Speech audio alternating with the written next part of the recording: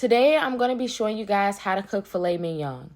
So first, I decided to take the fillets out of the package and using a paper towel to pat away all of the excess blood and moisture. To avoid cross-contamination, I'm going to have a hand I'm going to season with and a hand I'm going to pat the meat with.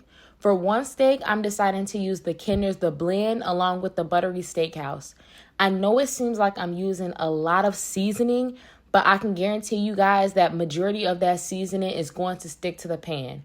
Whenever you're searing anything, you want to make sure that you over season just a little bit because majority of that seasoning will stick.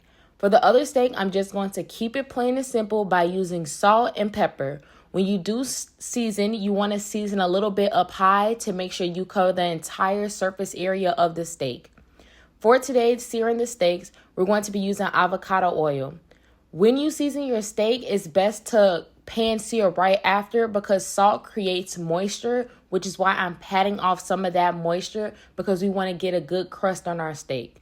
Once our oil gets to the point where it's smoking just a little bit, we want to place our steaks down. I let mine go for maybe about 5 minutes, but you can always take a little peek to see if it's at the searing crust that you would like.